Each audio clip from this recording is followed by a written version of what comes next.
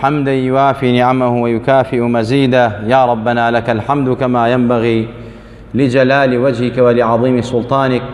اللهم فصل وسلم وزد وبارك على منبع الأنوار سيدنا محمد الحبيب المختار وآله الأبرار وصحابته الأخيار، صلاة تحفظنا بها من شر الأشرار وكيد الفجار ومن فتن الليل والنهار. ئازیزان و خۆشەویستان، لە شەوێکی تری جمعەی مبارەکە، شەوی سڵاواتدان لەسەر پێغەمبەری نازدار صلی الله عليه وسلم، لە خزمەتی سیرە پاکەی حەزرەتی مستەفا صلی الله عليه وسلم، ئەو کتێبە پاک و جوان و نازارەی کە جەنابی مامۆستا مەلا کەریم دایناوە الوردة العنبەریە في سیرەتی حەضرەتی خەیری البەریە، گەشتینە ئەو شوێنەی کەوا عەقەبەی سێیەم کەوا پێغەمبەری خوا صلی الله عليه وسلم لەگەڵ ئەنسارەکانە لە مەوسیمی حەجە لە جاری سێما کۆبووە و ئەنسار هەموو وعدێکیان بە پێغەمبەری خوادا، حەزرەتی ئەسعەدی کوڕی زەرارە و هەروەها هاوێنەکانیان کە لەوێ ئامادە بوون لە ئەوس و لە خەزرەج، بە هەموو شێوەیەک وتیان ئێمە ئامادەین لە خزمەت پێغەمبەرا بین صلی الله عليه وسلم. و ئەمەش پەیمانی سێمی ئەنسار بووە پێغەمبەری خوا صلی الله عليه وسلم، و هەرچی ئەهلی مەدینە هەیە هەمووی تامەزرۆی دیداری پێغەمبەر بوون صلی الله عليه وسلم. هەمیشە و دائیم لە نوێنەرەکانان کە ئەڕۆیشتەوە بۆ مەدینە ئەیانوت کەی پێغەمبەر دێت وڵاتمان منەوەر ئەکا، ئاشتەوایی دروست ئەکا، خێر و خۆشی بۆ وڵاتمان دێنێ.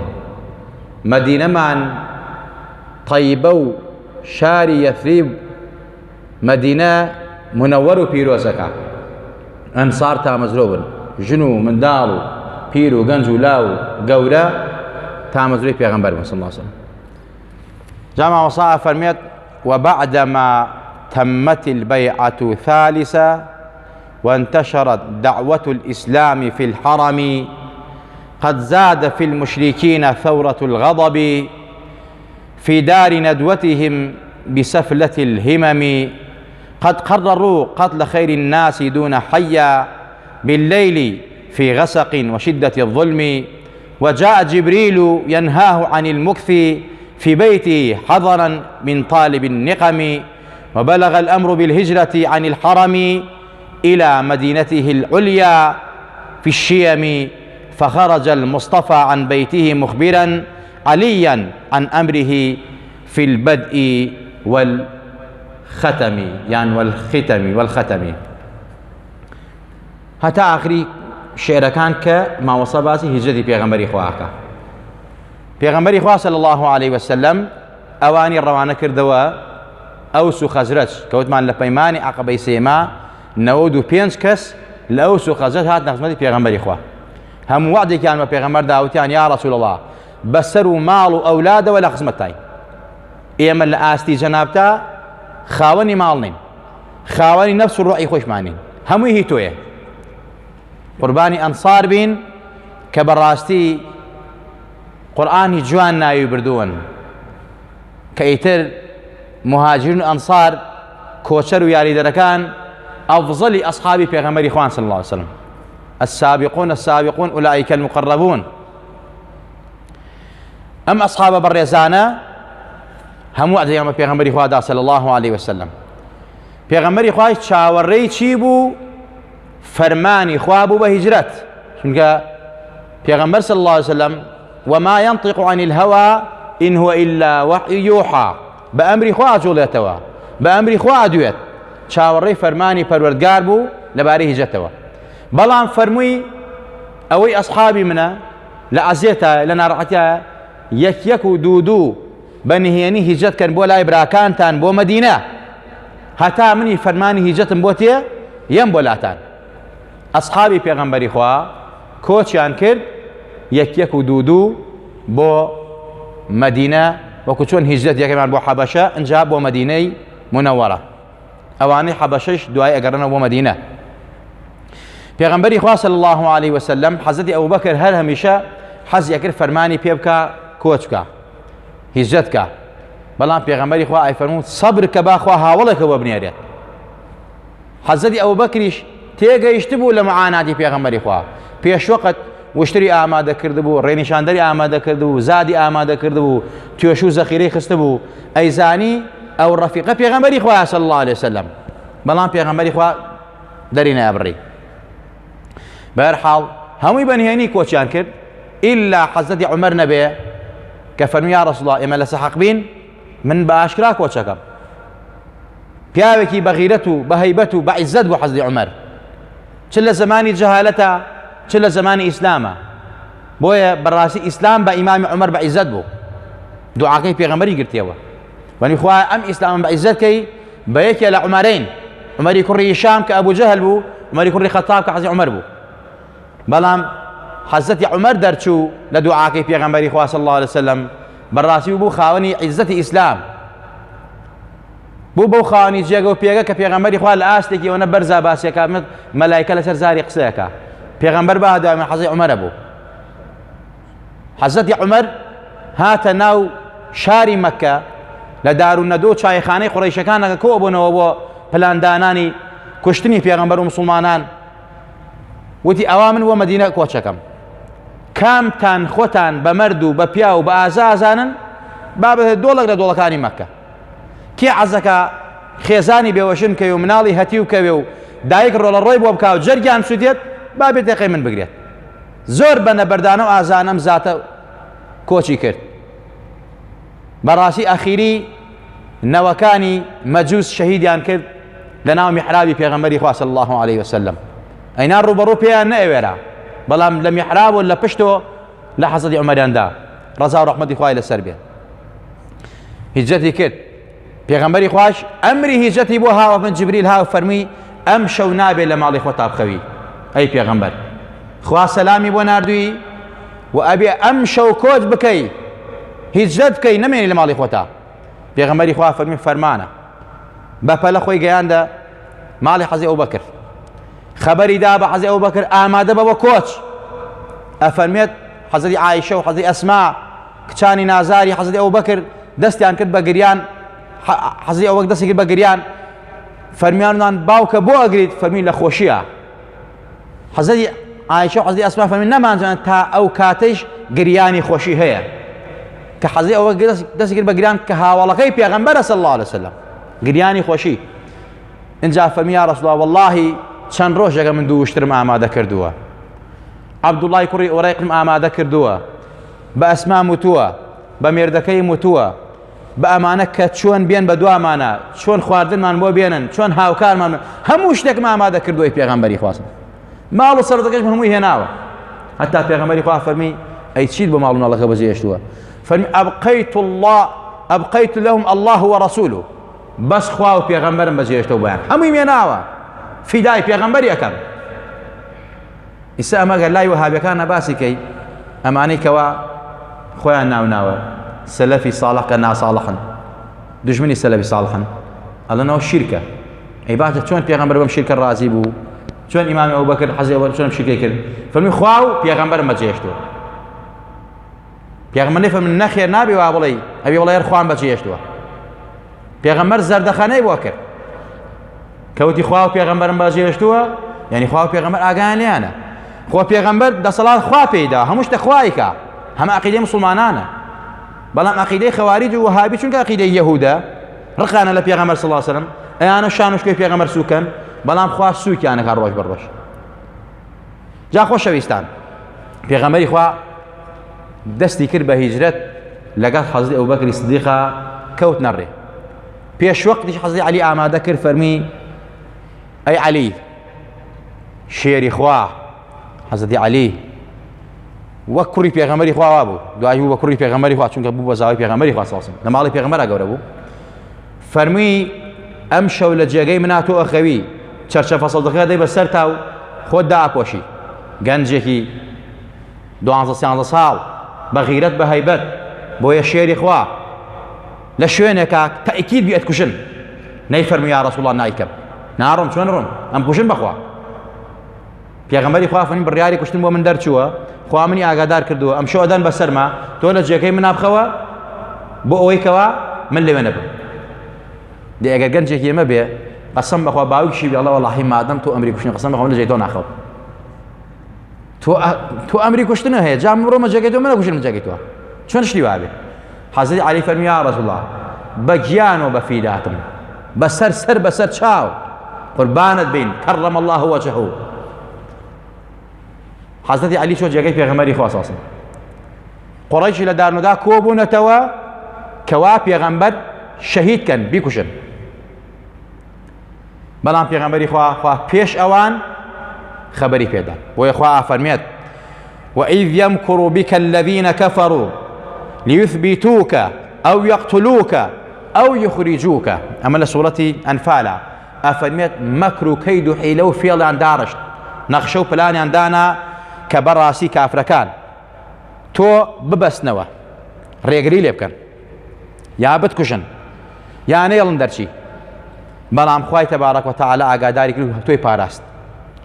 پیغمبری نازار صلی الله علیه وسلم خوا پیش وقت آگاداری کرد حضرت علی چۆن جێگەی خەوت ئەمیش لە ماڵ دەرچوو کە دەرچوو لەو کادو ساتا دارو نەدووە کەوا بڕیاڕەنداوە هەرچی عەشەر هۆزی تیرەی مەکە هەیە پێغەمبەر بە شێوازێک بکوژن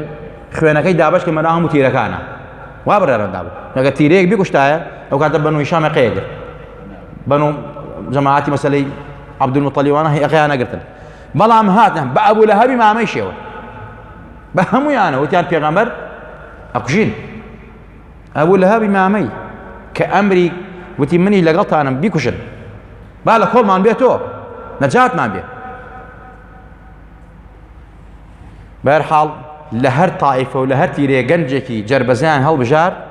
لە بەردەمی ماڵی پێغەمبەرە بە سیلاح و ئامادە بوو بەڕمەوە کە هەموویان بە یەک دەست بە یەک ڕم بە یەک لێدان بن لە پێغەمبەری خوا لەکەیە لە نیوە شەوا بن بەسەریا بەڵام پێغەمبەری وا هەر بە شەوا دەرچوو لە ماڵەکەی خۆی وەکو لە سیرا واریدە مامۆستای فەرمێت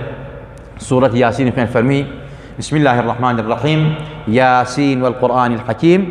إنك لمن المرسلين على صراط مستقيم تاقشتوا وجعلنا من بين أيديهم سدا ومن خلفهم سدا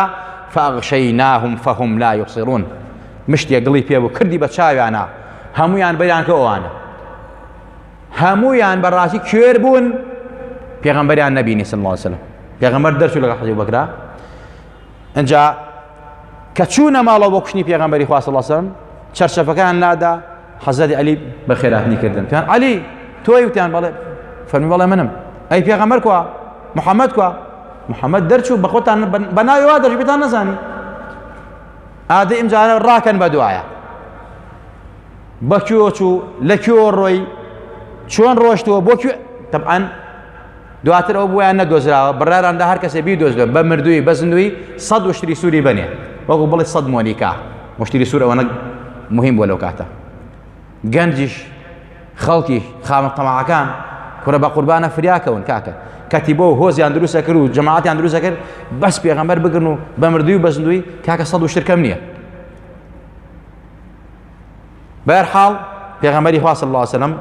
خواهی پارێزێ إن الله يدافع عن الذين آمنوا ئیماندار خوا دیفاعی لەگات جا پێغەمبەرەکەی کە مامۆستا ئیماندارانە بێگومان من لەوە ئەنجا ئەم پێغەمبەرە نازارە صلی الله عليه وسلم تەشریفی ڕۆی حتى کە من لە مەکە دوور کەوتەوە فەرمی والله إنك لأحب أرض الله إلي يا مكة أي مكة خۆشەویستنی ئەرزی خوای بەلای منەوە ئەگەر قەومەکەت دەرم نەکەن قەومەکەم دەرم نەکەن زێدی خۆمە شوێنی لەدایکبوونی خۆمە وڵات و نیشتیمانی خۆمە حەز ناکەم بە جێبیاڵم بەڵام چارم ناچارە چونکە پیرۆستترین ئەرز بەلای خوا تۆی ئەی مەکە پێغەمبەری خوا صلی الله عليه وسلم ڕۆشت حەزەتی ئەبوبەکری سیدیق لە ڕێگا دیمەنی زۆر سەیری لێ دەرەکەوت جارێ لە پێش و جارێ لە دووە جارێ لای تەنیشتەوە جارێ لای ڕاستەوە پێغەمبەر فەرمووی ئەم دیمەنە چییە فەرمی یا ڕەسوڵ الله گومان ئەبەم لە پێشەوە جوون وەبەرن یا لای ڕاستەوە یا لای چەپەوە ئەڵێن بە ئەو تیرانە بەر پێغەمبەر نەکەوێ بەر ئەبوبەکر بکەوێ ئەمە عیشقی حەقیقیە ئەمە ئیمانی ڕاستەقینەیە کە گیانیان فیدای پێغەمبەری خوا کرد صلی الله عليه وسلم اینجا پێغەمبەری خوا صلی الله عليه وسلم فەرمی هیچ مەترسە خوا دیفاعمان لێ کات خوا ئەمان پارێزێت ئەو بۆ ڕۆشتن تا گەشتنە ئەشکەوتی فەور ئەشکەوتی فەور لەوێ سێ شەومانەوە سێ شەو سێ ڕۆژ قوڕەیشیش بە دوایان ناگەڕێ جایزە و منحیان دەرکردەوە وانەی کەوا پێغەمبەر بگرێ بە مردووی بەزون تەسلیماکە. پێغەمبەری خوای صلی الله علیه لەگەڵ حەزی ئەوبەکر، حەزی ئەوبەکریش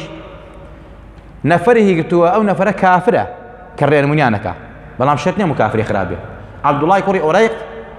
کە پێشەنگیان بوو، ڕێگەیان پیشانەدا، مشریک بوو، بەڵام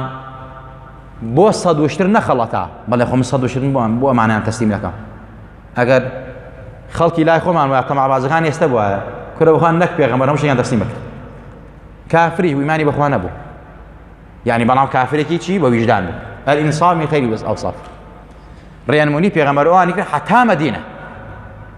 ئەم سێ شەوەکە لە ناو مەشکەوتا بوون. جا ئەفەرمێ کاتێک کە چوونە ناو ئەشکەوتەکە، ئەشکەوتی سەور، بەڕاستی کون و کەلەبەرەکان حەزی ئەوبەکر هەمووی گرت. شوێنێکی تیاما بوو، بەڕاستی بە جلوبەرەکانی خۆی گرتی حەزی ئەوبەکر. لەو کونەوە مار بوو، دوو پشت بوو دای بە حەزی ئەوبەکرەوە. پێغەمبەری خوا ئەوەندە ماندوو بوو چەند شەوێک ڕێی کردبووە و بەڕێگاوە بوو، لەسەر کۆشی حەزی ئەوبەکر خەوی لێکەوتە بوو. فرمێسکی حەزی ئەوبەکر خەبەری کردەوە کە کاتێک ئازاری چەشتنی مار و دووپشەکە فرمێش لە چاوی هات و دای لە ڕومەتی پێغەمبەری خوا صلی الله علیه و سلم. فەرمی یا ئەبا بەکر بۆ وا ناڕەحەتی؟ فەرمی قوربان گەزرام. پێغەمبەری خوا ئاوای کرد بە تفی مبارەکی لێ یا ئازاری تیان نەما. الله ئەکبەر، معجزەی پێغەمبەری خوا صلی الله علیه و سلم. جا لەو کاتەشا قوڕەیش بە دوایان ئاگەڕا. ئەسما کچی حەزی ئەوبەکر چێشت و نانی بۆ هێنان. زاواکەی حەزی ئەوبەکر شوانەکەیان مەڕماڵەکەیان لە شیری بۆ هێنان و پێدان، خەبەری عەبدوڵڵا خەبەری بۆ هێنان. بەرحەڵ زۆر زۆر بە منەظەمی سەفەرەکان ڕێک و پێک کردبوو. پێغەمبەری خوا صلی الله علیه و سلم لەگەڵ حەزی ئەوبەکر لە ئەشکەوتەکە بوون. قوڕەیش هاتە سەریان، بەڵام سەیریان کرد ئەم ئەشکەوتە کەسی تێ نەچووە، چونکە جار جاڵۆکە تەنیوێتی. چەند کۆترێک هێلکەیان تیا کردووە، بێچویان تیا کردووە، هەندێک هێلکەکان هەڵاتووە، هەندێک هەڵ نهاتووە. یعنی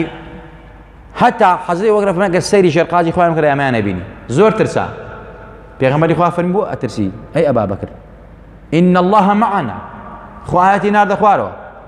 فرمي إلا تنصروه فقد نصره الله إذ أخرجه الذين كفروا ثاني اثنين إذ هما في الغار إذ يقول لصاحبه لا تحزن إن الله معنا فأنزل الله سكينته عليه وأيده بجنود لم تروها وجعل كلمة الذين كفروا السفلى وكلمة الله هي العليا.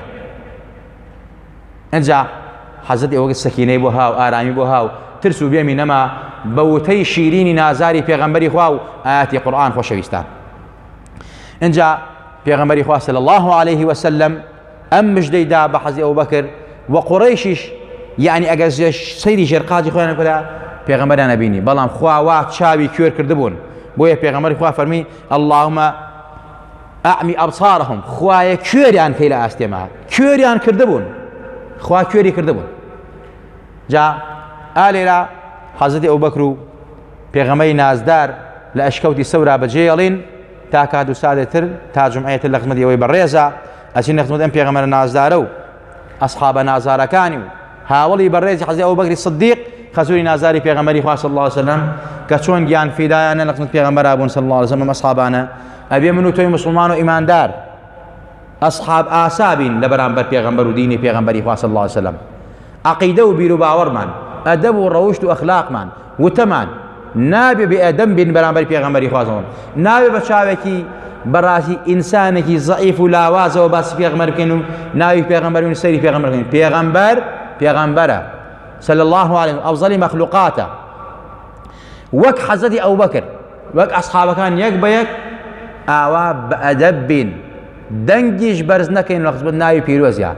سڵاواتمان لەبیر نەچێ لە باس و خواسی ئەو پێغەمبەرە نازدارە. ئەگەر بمانەوێ ئەهلی نەجات و ئەهلی شەفاعەتی پێغەمبەر بین صلی الله علیه و سلم. خوا لە هەموو لایەکمان خۆش بی، لە هەموو لایەکمان ڕازی بی. خوایە گیان لە خۆمان و باوکو دایکمان خۆش بە، خۆمان و باوکو دایکمان لە زومرەی و پێغەمبەرا عەشرکە، لە ژێر چەتری و پێغەمبەرا عەشرکە. یا ڕەبی خوایە لێت ئەپارڕینەوە بە ناوی ئەعزەمی خۆت، بە ئیسمی ئەعزەمی خۆت پەروەردگارە. يا ربي خوار بخاطي جاهي پیغمبران بتابع حضرت محمد المصطفى صلى الله عليه وسلم لغناي خمان وباوكو دايك مان خوش به اصلاح حال خمانو خانو ادم علم دالك لكفر وشرك وتاوان ومعصد وقتل وقتال وزنا وفاحشه بارزامك لها مخرافه بارزامك يا ربي خوار ظلم نورانيك بنوري خوت پیغمبرنا زار صلى الله عليه وسلم بنوري صالحان وبياوچاكان يا ربي خوار بايمان وما جنه بايمان وما بايمان زندمان كرو لو باو نخوشي كورونا وهمو نخوش كان بارزامك محتاجي مردو نامرد مالك يا ربي خويا رحمتي خود برشانا بسرمانا يا ربي خويا لدى بارينوا ناي خومان وباوكو دايكمان لدفتري او پیغمبراتو ماركا او پیغمبرنا ازدار صلى الله عليه وسلم دعاء بو خومان وباوكو دايكمان بكا شفاعت مان بوكا لنقبتي دنيا وقيامة الرزقار مانكا لبرزخا فريامان كوي لقبرا فريامان كوي لقيامتها فريامان كوي لروجي قيامتها لقل او هاولو دوستكاني اوابين آمين آمين أقول قولي هذا وأستغفر الله لي ولكم ولسائر المسلمين والسلام عليكم ورحمة الله.